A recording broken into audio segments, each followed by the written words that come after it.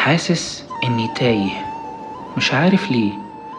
في لحظات في الحياة بنقف فيها قدام نفسنا ونسأل سؤال بسيط بس مرعب: أنا ماشي في الحوار ده ليه؟ وبعمل كل ده ليه؟ وعشان مين؟ هو اللي أنا مضطر أعمله على مقاسي فعلا؟ هل اللي بكرره كل يوم أنا شايف فيه نفسي؟ بيرضيني؟ بيوصلني لأحلامي وأهدافي؟ ولا يوم بيجر يوم وأيامي بقت شبه بعضها؟ الصخب والدوشة اللي بتحصل جوا فكري ودماغي بتكون أكبر من أي كلام. كل اللي بتسمعه من المجتمع حواليك وقتها: شد حيلك، اعمل خطة، خليك إيجابي، نام واصحى على هدفك، ركز، حاسب للقطر يفوتك، قطر الشغل، قطر الخبرة، قطر الجواز، قطر الإنجازات.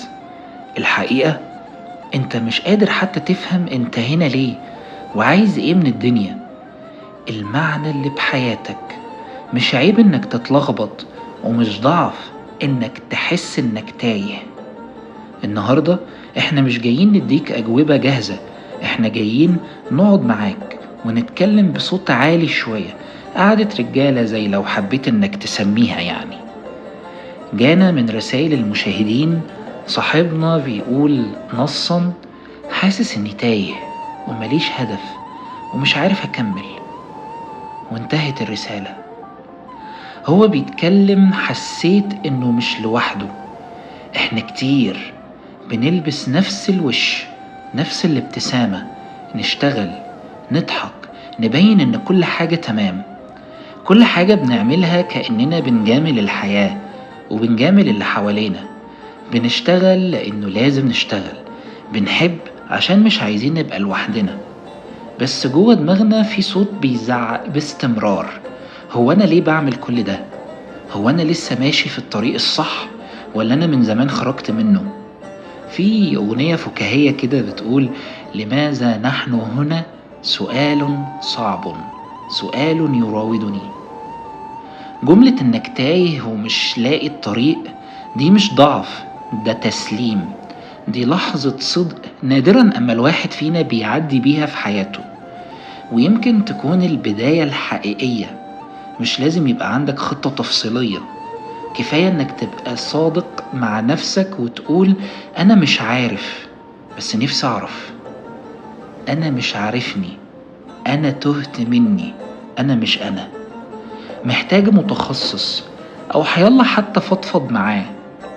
في لحظة الحيرة دي بتحس إنك في نص السكة، رجلك اليمين عايزة تكمل وتطلع لقدام، ورجلك الشمال بتشدك ترجع لورا، وقلبك خايف ومتوتر: لو رجعت وخدت هدنة هخسر ولا هكسب؟ طب لو كملت في سكة مش حاسسها هخسر أكتر ولا هنجو بنفسي؟ واقف تتفرج، مش قادر تختار، عاوز ربنا هو اللي يختار لك، هو اللي يبعتلك علامة، أي علامة. ساعات العلامة بتبقى الحيرة نفسها، ساعات التوهان ما بيبقاش لعنة، بيبقى دعوة لنفسك إنك تراجع كل اللي جواك، تغسل كل اختيار ملهوش لازمة ولا معنى، تقول لأ على حاجات مش مريحاك، وتقول نعم على كل اللي يبسطك.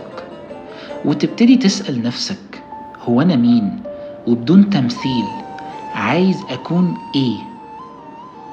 أنت مش محتاج أجوبة جاهزة، أنت محتاج تهدى، تقعد مع نفسك من غير موبايل، من غير أصوات تملي عليك تعمل إيه. اسمع صوتك اللي جواك. يمكن بجلسة خلوة مع نفسك تناجي فيها ربك وتسأله: يا رب، لو اللي أنا ماشي فيه ده غلط ابعده عني، ولو في خير ليا قربني منه، بس ما تسيبنيش لوحدي في وسط الزحمة. ما تصدقش اللي يقولك عمري ما حسيت بحيرة أو توهان، لأن اللي عمره ما تاه في حياته يبقى عمره ما حاول يعيش بجد، أو فكر يدور على نفسه أو المعنى اللي بحياته. مشي مع القطيع. اللي بيدور على المعنى في حياته لازم يتوه شوية ويقع شوية ويعيط شويتين، بس في الآخر بيلاقي نفسه أقرب وأكتر وأعمق من أي وقت فات. أنا لو حبيت أوجه لك بعض النصايح في آخر جلستنا وقعدتنا النهاردة مع بعض، إنك لو حسيت إنك تايه في يوم، ما تحاربش الوجع واسمعه. ما تحاولش تطفي الإحساس. اسأل نفسك أنا حاسس بإيه وليه، واكتب اللي جواك في ورقة من غير تزيين ولا تبرير. مجرد إنك تخرج الصوت اللي جواك على ورق ده أول خطوة لفهم نفسك. اهدى وارجع للأساس. سيبك من الخطط والمقارنات وارجع تبص لحاجتين: أنا مين وبرتاح في إيه. حتى لو كانت حاجات بسيطة: صلاة، مشي، كتابة، رياضة، حضن أقرب حد ليك. كل ده مش رفاهيات، ده دواء لروحك. صلي بس بنية الاختيار. مش لازم تبقى حافظ دعاء طويل، قولها ببساطة: يا رب اختار لي وسهل لي وابعدني عن اللي بيبعدني عن نفسي وعنك. قلل الدوشة اللي في حياتك. مش لازم ترد على كل الرسائل ولا تحضر كل الخروجات ولا تسمع لكل الناس. لما تبقى تايه، قلل المؤثرات من حواليك واسمع لنفسك بس.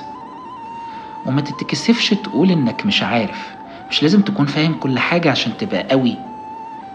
قول لنفسك أنا مش عارف بس بحاول، وربنا عمره ما بيضيع حد بيحاول بصدق.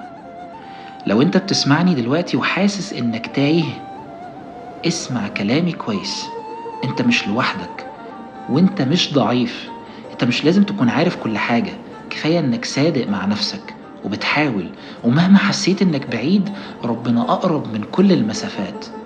شارك الحلقة دي مع صاحبك اللي حاسس انه تايه، وشاركنا في التعليقات. قول لنا بتحس بإيه، يمكن نسمعك الحلقة الجاية ونجاوب عليك، ويمكن ندور سوا على الطريق. كان معاك مستر فايبس من قعدة رجالة، والسلام عليكم ورحمة الله وبركاته.